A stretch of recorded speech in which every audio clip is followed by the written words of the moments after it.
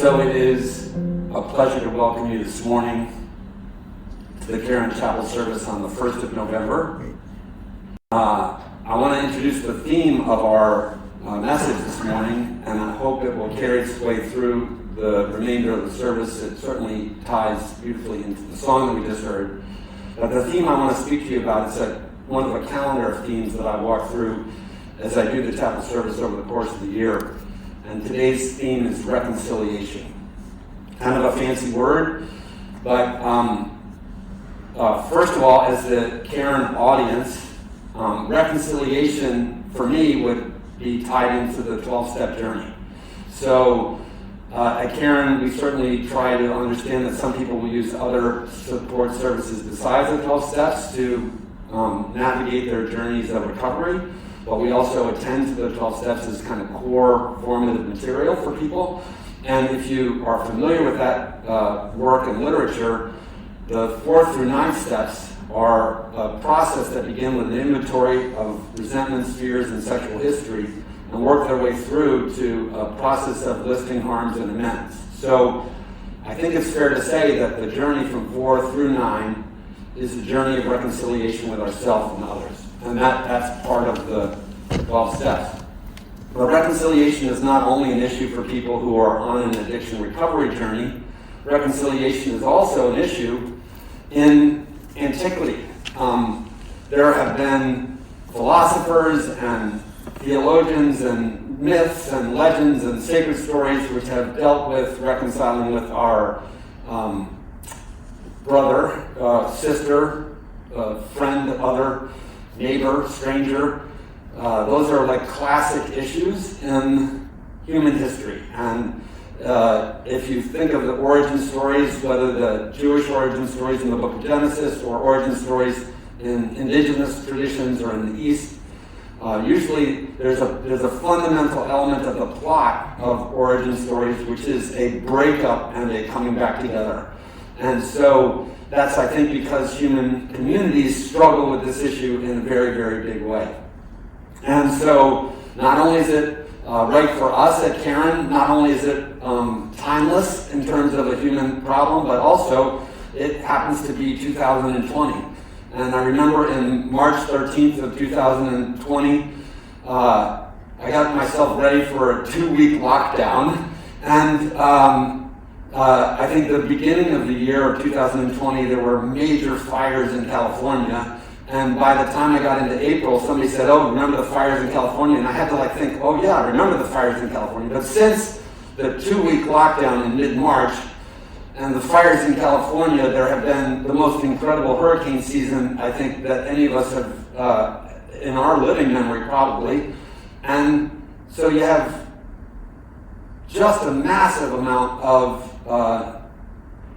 concern for the subject of reconciliation. I think how do we bring communities back together? How do we bring people back together? And how are people going to celebrate the key holidays like Thanksgiving or Hanukkah or whatever it is that is your gathering traditions? Even Halloween this past weekend was a challenge for our society in terms of apartness.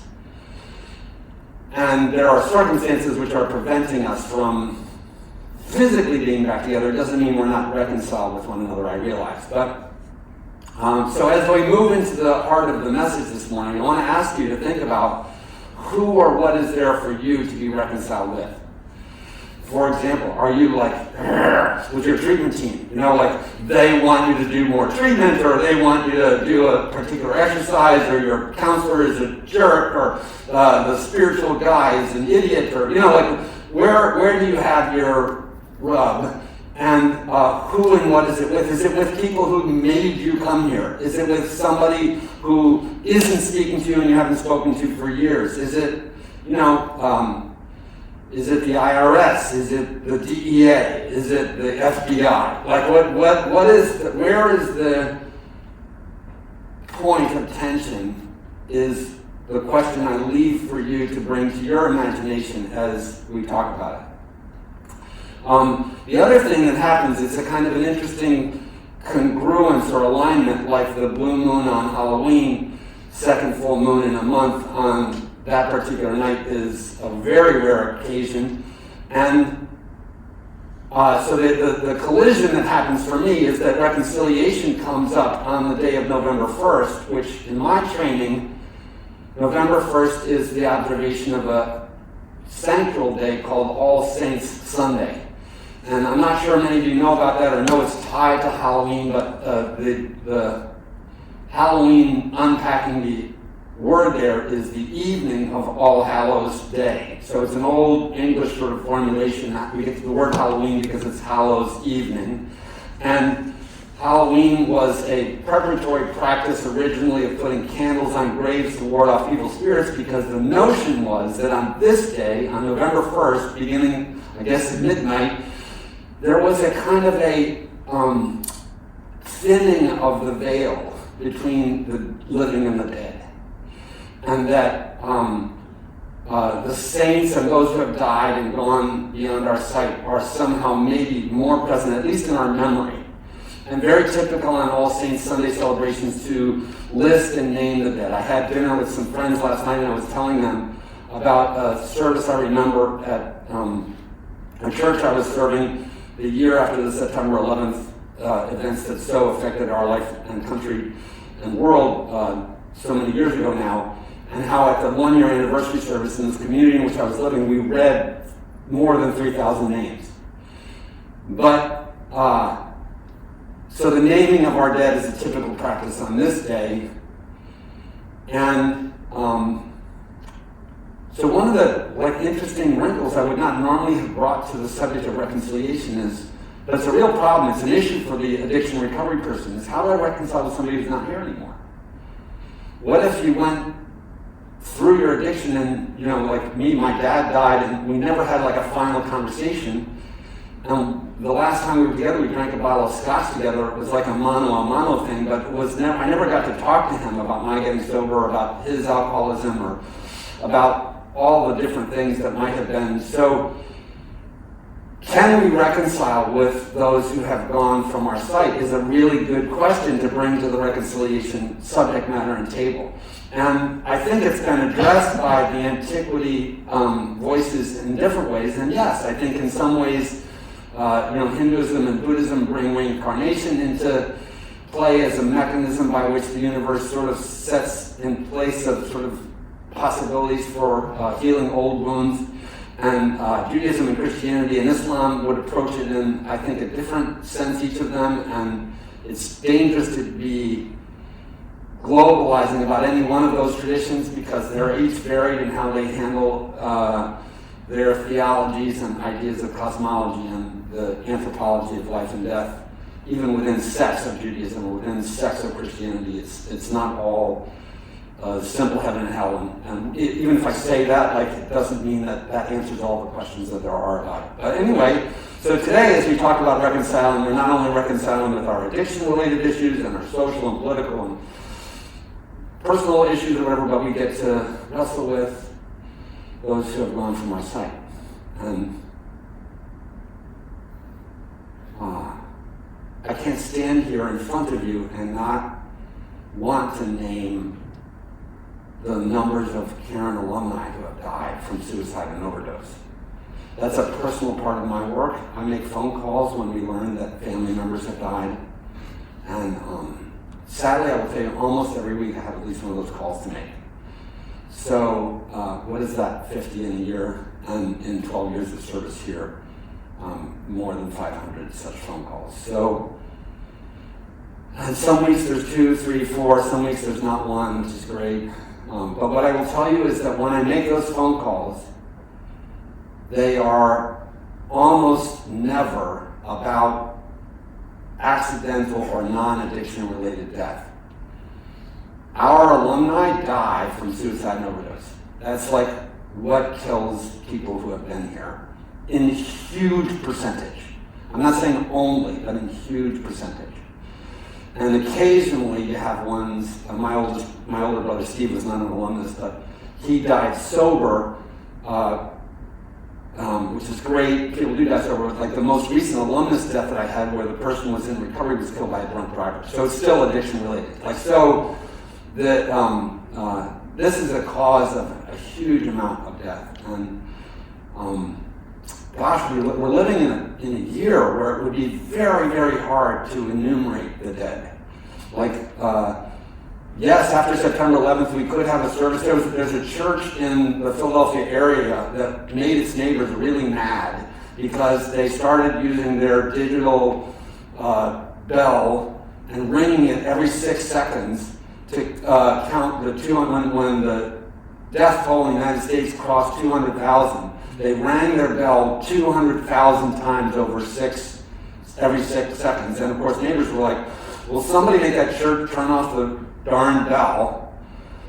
The church was trying to make a point, so they actually turned down the volume, but they wanted to make a prophetic statement that we should think of these not as population size numbers, but as individual people with lives. I was on a Zoom call yesterday with a ministry colleague, not terribly far, but there were people on the 16-person Zoom call who were all around the country. And one of our members in our Joys and Concerns time said that she was, that 7 members of her immediate family are positive, COVID positive. And I just was like, whoa, because I am really grateful to say COVID has not hit me and my family that hard or that close, but we certainly worry about it. So, as we think about the general theme of reconciliation, and we think about morbidity and mortality in the present era, and we think about those who are not really physically accessible to us to fix and repair relationships,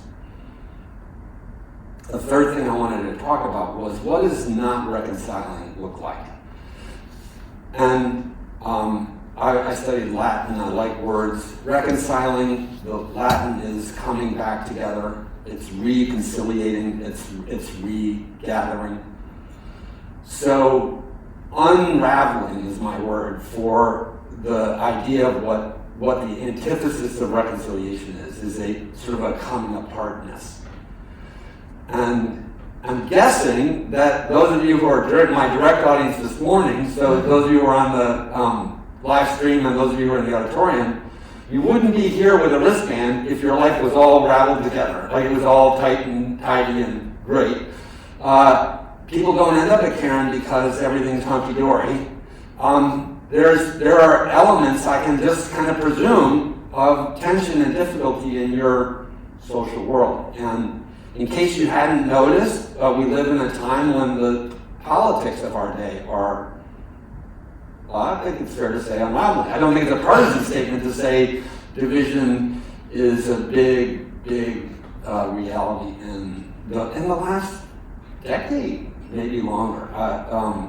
I'm turning 60 shortly, and I remember being a young boy and idealizing things that we called compromise and bipartisan action, and watching votes in our legislatures that were mixed votes on various issues, and really kind of, when I would travel overseas, having this unbelievable narrative to tell about how Americans learn to work together. And sadly, I think we've lost that skill. And as addicts, we have no room to talk. It's not like we've done a great job of that ourselves. So,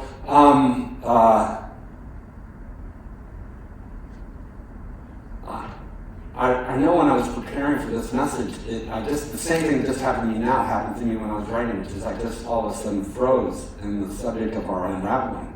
Because I think that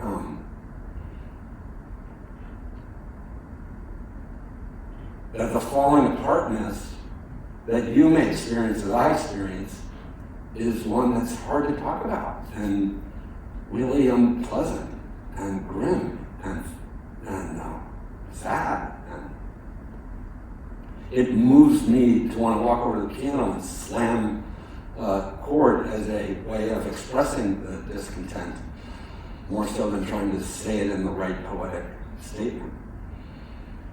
I just want to sigh or cuss or scream. We have a desperate need as addicts, as human beings, and as 21st century citizens of the world to figure out what we're going to do in the context of this the most intelligent thing that I came up with after that moment of quiet in my preparations was to talk about what the addiction medicine docs teach us, which is that addiction is a hijacking of the brain. But then what I wanted to say is, I think we have a hijacking of a lot. Like, I think there's a lot that's being hijacked. We have a lot that's being taken from us. If, for example, you are a member of a legislature in one of the other houses and one of the other parties, it's pretty hard for you to raise your own voice in discontent with your community. Your voice as an individual has been hijacked by the narrative of your tribe.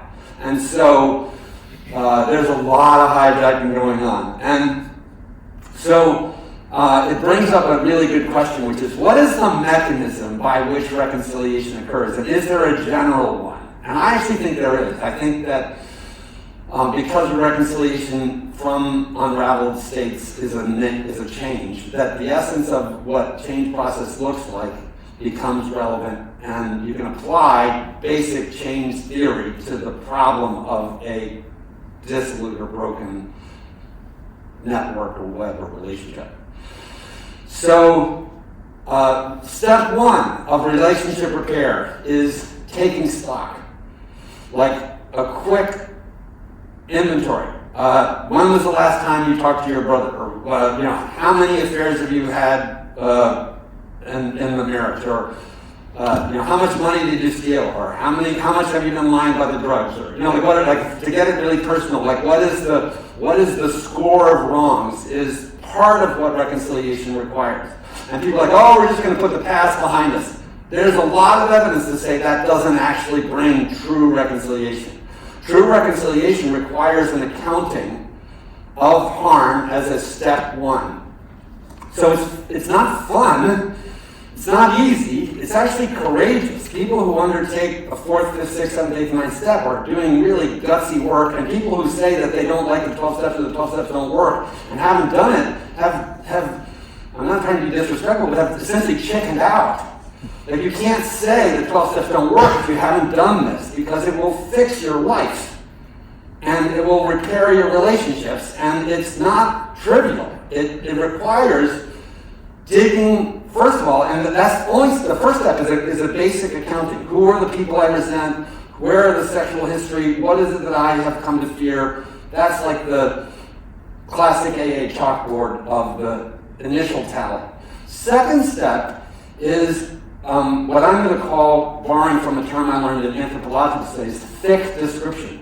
It's a kneading into the dough of this list of the bill of particulars, and trying to understand whether there are underlying patterns and themes that would cause one to sort of identify what is the deep structure of the dynamic. That's a good word. What are the dynamics that are at play that have caused these ruptures in relationship? So if there's a bunch of infidelities, what is it? Is it distrust? Is it trauma? Is it wounding? Is it bravado? Is it, there's a whole variety of different things that can come to light. And as you do the analysis and the thick description, especially if you can do it with somebody else looking over your shoulder, like a sponsor or whatever, the sponsor can be very helpful in going, it looks like you have a very big need for approval. I was just doing a lecture the other day, and I jokingly said, but truly said, my now deceased ex-wife accused me of going to seminary for the open mic. And she was not wrong. Like, I definitely have exhibited, that's one of my underlying dynamics that has caused me major problems in my life, is approval seeking. So we're not doing jack therapy today, but I'm just trying to be willing to be a little vulnerable with you, and because I think that this activity of reconciliation requires us a willingness to be honest about our brokenness. And that it's not in the enumeration of the harms, but it's in the elucidation of their depth that we start to discover, I was, I'm not talking about myself personally, but all of a sudden a person says, no, it happens that I was ripped out of my family when I was a child, or my parents split up and it really messed me up, or they moved me from town to town to town to town, or there was a sexual violation that occurred when I was 13 years old, and I've never talked to anybody about it. So, and it's like, oh! And all of a sudden, all these domino pieces that later seem to be this huge terrain of wreckage are all threaded to these pivotal events and dynamics. And so then now you're only halfway through the process, because the third piece of the process is asking a very difficult question. Is there something that asks to be done? In 8 and 9, this is what's called amends. Is there a justice or recompense, or is there a piece that needs to, do I have to finally pay my taxes? Do I have to, go before the persons that I've stolen money from and tell them that I've stolen money and ask them if I can have a payment plan to pay them back? These are early classic AA methods. And many of us don't want to do this process because we don't want to be held to account. And sometimes there are things that are almost unrecompensable. There are things that are so grievous that there's no fixing or making up for it. A long-term marriage with a single grievous act of infidelity, often the partner who's been cheated on would say, sorry, it's so broken, there's just no fixing it. I just want to slit your throat. And so,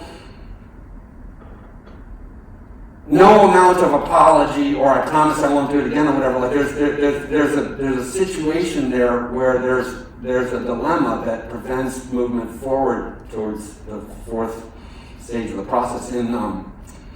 The theologian that I like most on this subject is a fellow he's still alive, Miroslav Volf, E-O-L-F, a Croatian theologian. Think about that. Like, he was in a small seminary in Croatia when those states deconstructed. And he wrote out of that experience very profoundly.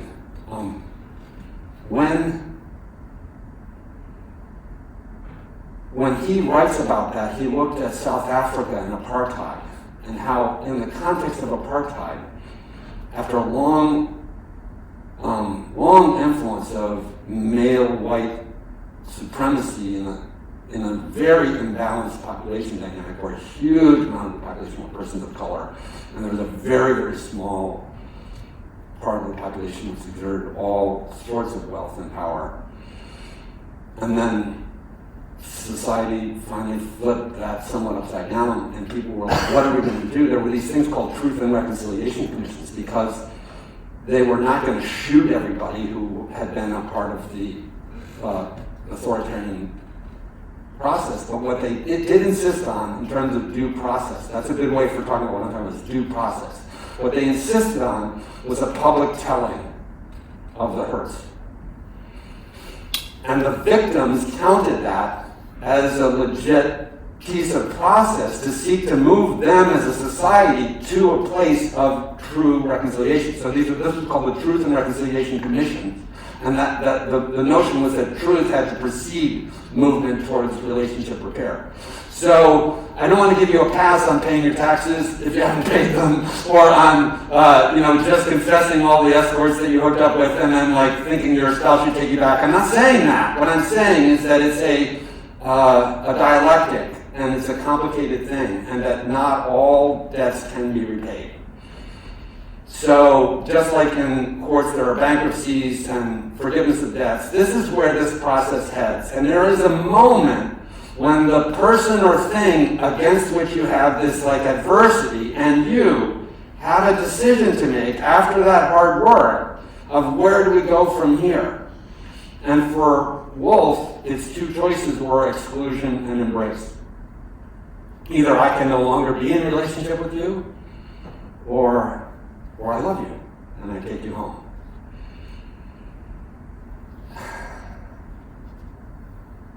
So I've talked a long time, and I'm mindful I want to hear the other pieces of music and the prayers and the testimonies that we'll have.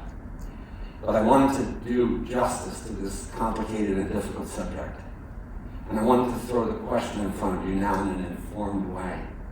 Do you understand that sitting in the chair here at Caron and having a wristband puts you in a situation where this becomes a fundamental question? What are you going to do about the damage done? And are you willing? Do you have within you the sense of calling and courage to face the truth and move into the sunlight of the Spirit and throw yourself on the mercy of the court, to use last week's subject, and ask for a path out of the penalty box? And is there anybody who will accept you and welcome you in full and complete love? That always has been chapel to me. Chapel has always been the place where people who find no sanctuary anywhere else can come home. And I hope that you feel that way today. I hope that you feel that Caron can provide that safe space for you. I certainly hope that you feel that the chapel service can provide that safe space for you. And if you have a yearning for reconciliation, if you want to give voice to it at the microphone and you're in the room today, please come forward and plead or pray for your hopeful reconciliation. If you have a confession that you feel like would be helpful for you to be able to acknowledge a harm that you've done, by all means, like that would be an appropriate thing. Let's support one another in doing the hard work of fixing the harm that has happened in the wake of our brokenness, and find our way home. That's really, to me, what it's all ultimately about. So thanks very much. Next point.